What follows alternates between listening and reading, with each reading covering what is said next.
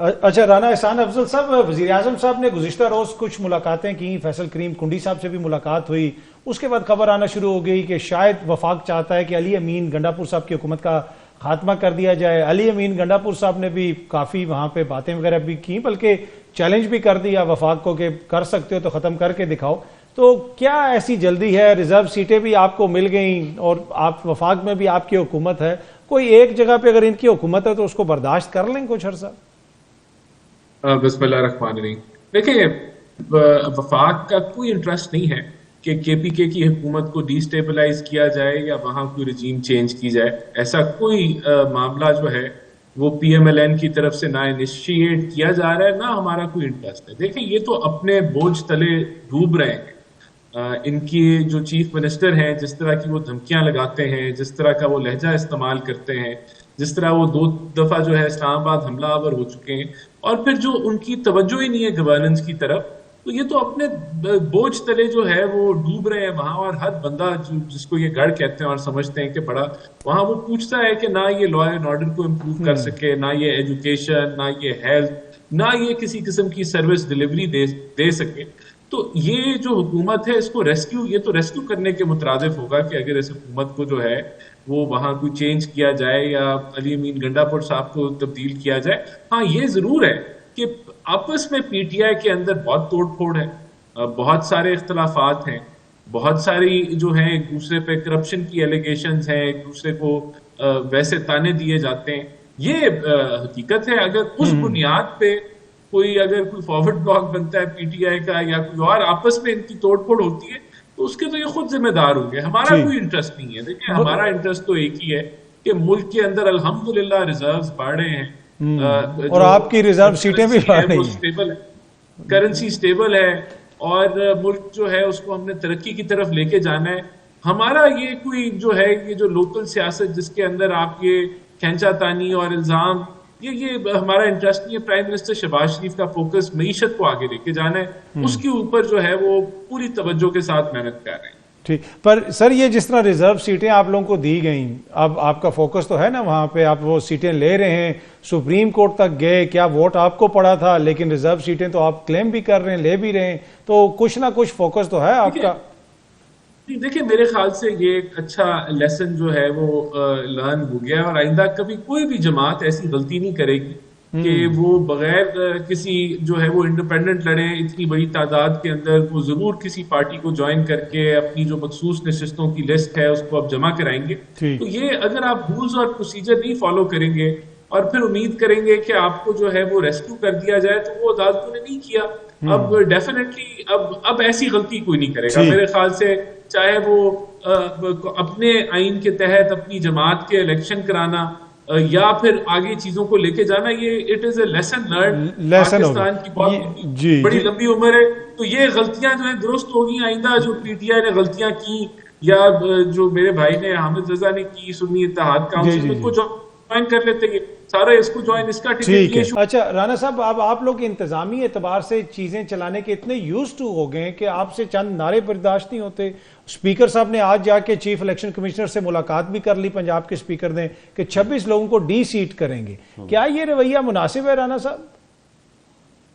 ये देखिए, अगर स्पीकर साहब को लगता है कि हाउस कंट्रोल नहीं हो रहा या कोई लोग जो है पार्लिमानी हदूद को क्रॉस कर रहे हैं, तो उन्होंने इस बुनियाद पे किया होगा। मैं वैसे नारों के बिल्कुल खिलाफ नहीं हूं, नारे लगने चाहिए और ट्रेजरी बेंचेस को बर्दाश्त का मुजाहरा करना चाहिए।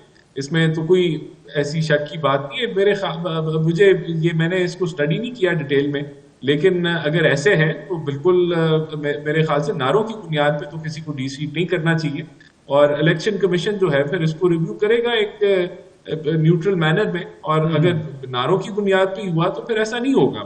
मैं तो एग्री करता हूँ कि नारों की बुनियाद पे तो किसी को डीसीट नहीं करना चाहिए, लेकिन ये कि कोई और छोटी पेनल्टी जरूर लगा देनी चाहिए। हाउस से महीने के लिए बंदा सस्पेंड कर सकता है, 2 हफ्ते के लिए सस्पेंड कर सकता है अगर हाउस को कोई चलने नहीं दे रहा या लाइन क्रॉस कर रहा है। तो और बड़े तरीके होते हैं पार्लियामेंटेरियंस को ये बताने के लिए कि हाउस के रूल्स को फॉलो करना चाहिए। ठीक है। अच्छा, एक और जो जिस चीज़ का जिक्र हो रहा है कौमी हुकूमत का, और मुज़ाकरात की भी बात हो रही है, हुकूमत वाले ये कह रहे हैं कि पीटीआई वाले हमसे मुज़ाकरात कर लें, पीटीआई के अंदर से कुछ लोग कह रहे हैं कि हुकूमत से मुज़ाकरात हो सकते हैं, अचकज़ई साहब फरमा रहे हैं कि सिर्फ कौमी हुकूमत पे मुज़ाकरात होंगे। तो क्या मुज़ाकरात के हवाले से हुकूमत के अंदर कोई फैसला कर लिया गया है कि पीटीआई के साथ हम बैठने के लिए तैयार हैं, या फिर अभी तक ये सिर्फ बातचीत ही हो रही है? देखिए, हुकूमत तो हमेशा पीटीआई के साथ बैठने के लिए तैयार थी और है। और देखिए, हमने तो प्राइम मिनिस्टर ने ये कहा था कि हम हाउस में कमेटी बना लेते हैं और वहां बातचीत जारी रहे, लेकिन पीटीआई ने उसको रद्द कर दिया। तो हम एज अ जमात पीटीआई को तो देखें, नेशनल सिक्योरिटी का जब इजलास था दहशतगर्दी पे, वहां भी बुलाया, पीटीआई पार्ट है हाउस की, उधर उनको बुलाया गया। फिर इसी तरह जंग के दौरान आईएसपीआर और इंटेलिजेंस की ब्रीफिंग थी, उधर भी इनको दावत दी गई। तो एज अ जमात तो हम इनको हर जगह समझते हैं कि इनका रोल है। और देखिए, पीटीआई का असल रोल क्या है? ऑपोजिशन का क्या काम होता है कि हुकूमत की पॉलिसीज पे तनकीद करना, आईना दिखाना हुकूमत को। ये रोल अदा ही नहीं कर रहे। ये तो जो है बजट के अंदर वो तस्वीरें ले आते हैं, कभी गधों की और कभी के खान साहब को रिहा करें। तो ये तो असल में ये फंस गई है जमात। एक ही इनका एजेंडा है, इनको ना पाकिस्तान के मसाइल से गर्ज है, इनको सिर्फ एक ही इनका लीडर कहता है कि मुझे अगर रिहा कराया तो किसी की जगह पीटीआई में नहीं बनी। और अगर ये किसी ने नारा छोड़ दिया तो फिर देखिए, तभी तो ये जो है, जो इनकी हालत बनी हुई है कि ये कोई जो है वो काम की बात को ये कहें कि हम महंगाई का मार्च करने जा रहे हैं, या हमने कोई ये पॉलिसी पीआईए प्राइवेटाइज नहीं हो रहा, ये होनी चाहिए, ये नहीं आपको सुनने को मिलेगा। इनकी एक ही बात है, जब कौमी मसला कोई बनता है नेशनल लेवल का, ये कहते हैं खान साहब को रिहा करें। तो वो खान साहब इनके लीडर है ना सर, आप भी तो मुलाकात नहीं होने देते ना। आपकी ख्वाहिश है कि उनको माइनस कर दिया जाए, ऐसे तो नहीं हो सकता, सबसे ज्यादा वोट पड़े हुए उन्हें। वो बात ये है कि वो माइनस हो चुके हैं, उनको सजा हो चुकी है। जब तक उनको रिलीफ नहीं मिलेगा हाई कोर्ट से तो वो माइनस ही है। अब अगर ये बजिद हैं, देखिए हमारी जमात में मियां नवाज शरीफ साहब को जेल हुई थी, उन्होंने जो फैसला साजी थी वो शहबाज शरीफ को दे दी। और जब शहबाज शरीफ को जेल थी तो फैसला साजी एहसन इकबाल और दीगर लोगों के पास थी। वो जलसे भी करते थे, सारा कुछ करते थे, पार्टी को चलाते थे। अब यहाँ जो है वो कहते हैं जी केपीके का बजट भी हमने नहीं पास करना, और अगर पास कर दे तो फिर तनकीद होती है। तो मैं ये कहता हूं कि मुल्क इनको जिम्मेदारी का देखें, ये बहस ही नहीं होनी चाहिए थी। केपीके की अवाम के इन्होंने वोट लिए, उनको उनका बजट देना इनका हक है कि ये अवाम का हक है कि बजट आए, टाइम पे आए, उसमें डिले ना हो। तो वैसे जो अवाम जिसको वोट देती है उस अवाम का ये भी हक है ना कि हुकूमत भी उन्हीं की बने, सीटें भी उनको मिलें। इस पे भी मेरे ख्याल में वही इस वक्त उसी हुकूमत के प्राइम मिनिस्टर हैं, और वही हुकूमत जब बैठी हुई है अल्हम्दुलिल्लाह 2029 तक हमें मैंडेट मिला हुआ है।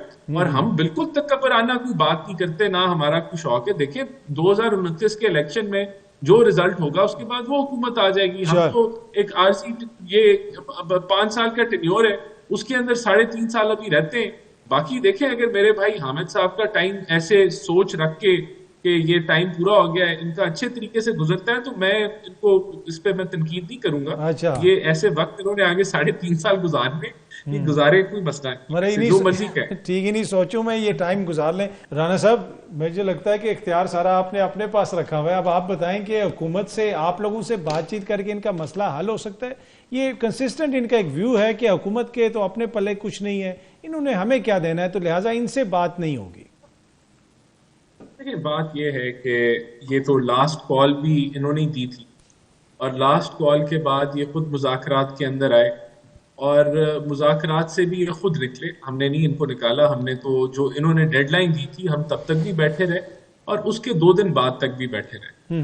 उसके बाद खान साहब ने खत लिखे थे, हमें नहीं लिखे थे, उन्होंने चीफ को लिखे थे। तो चीफ का ये बयान था, गालिबन अगर मैं दुरुस्त नहीं फरमा रहा, अर्ज कर रहा, तो जरूर मुझे दुरुस्त कर दीजिएगा कि ये खत मैं प्राइम मिनिस्टर ऑफिस में, उन्होंने शायद मीडिया से नहीं, आप अगर आप दुरुस्त नहीं कर रहे तो दुरुस्त कर देंगे, कोई ऐसा नहीं। आप राना साहब फरमाए, आप फरमाने का इस्तेकाक रखते हैं अभी, हमें कोई इतराज नहीं अगर आप फरमा भी लिया। जवाब आ गया था ना कि वो जो खत है वो प्राइम मिनिस्टर ऑफिस में भेज दूंगा, अगर हमें मिला नहीं है वसूला, गालिबन ये चीफ साहब ने शायद कहा। जी मेरे ख्याल में कहने का मतलब जी। अब बात ये है कि ये ना करें बात। पहले हम तो ये देखें, ये तो अवाम देख रही है ना हमारा क्या था। हमारी बात ये थी कि जब हम ऑपोजिशन में थे तो हम चार्टर ऑफ इकोनॉमी का नारा लगाते थे, हम इनसे बात करना चाहते थे, तो तब ये नहीं करते थे। आज भी ये बात नहीं कर रहे ना। तो जो पॉलिटिकल पोलराइजेशन है, जो एक इन्होंने एक्सट्रीम वो सियासत को जो वो जिस तरफ ये ले गए, तो उसके लिए ये जिम्मेदार है। अब अगर जिनसे ये बात करना चाहते हैं उनसे कर ले बात, उनसे तो ये दीवारों पर टक्करें मार मार के देखिए, ये कहते थे एब्सोल्युटली नॉट अमेरिका को, ये तो वहां उन्होंने किसी को नहीं छोड़ा। तो ये कोशिश कर ले, कोई मसला नहीं, हम हाजिर हैं। एंड में देखिए बात यही है कि एंड में जब तक जो सियासी जो लोग हैं वो आपस में मिलके नहीं बैठते तो चीजें आगे नहीं बढ़ेंगी। और हमारे पास कितना मैंडेट है वो अल्हम्दुलिल्लाह हम मईशत को बेहतर करके दिखाएंगे कि हमारे पास जो मैंडेट सर आपके देखे ना राना साहब, आपके वजीर दिफा कहते हैं कि हाइब्रिड निजाम है, तो आप तो अपने मैंडेट की खुद नफी करते हैं कि हमारे पास मुकम्मल मैंडेट नहीं है, ये हाइब्रिड निजाम है। तो फिर इनकी जानिब से जब ये बात की जाती है उस पर एतराज तो नहीं होना चाहिए।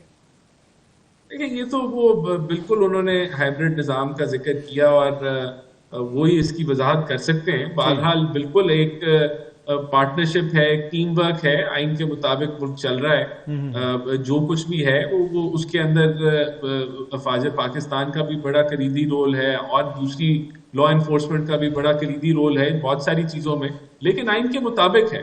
तो हाइब्रिड उन्होंने किस नुक्ते से कहा तो ये वो बेहतर तो वजाहत हुई कर सकते। राना साहब आप ब्रीफली बता दें कि ये चौधरी निसार साहब को क्या आप लोग एंगेज कर रहे हैं कि खान साहब से मिलें जाके, कोई बातचीत हल हो, कोई मसला हल हो?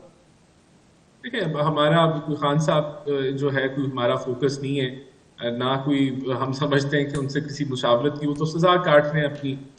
देखें दूसरी बात ये है कि निसार साहब को प्राइम मिनिस्टर साहब मिले और गालबन उन्होंने उनको शायद दावत दी है PMLN की, मैंने भी अखबारों में पढ़ा है, मेरे पास इंसाइट नहीं है। तो एक अच्छे आदमी, अच्छे पॉलिटिशियन है, बड़ा उन्होंने काम किया है जो है PMLN के दौर में, ऑपोजिशन लीडर के दौर में।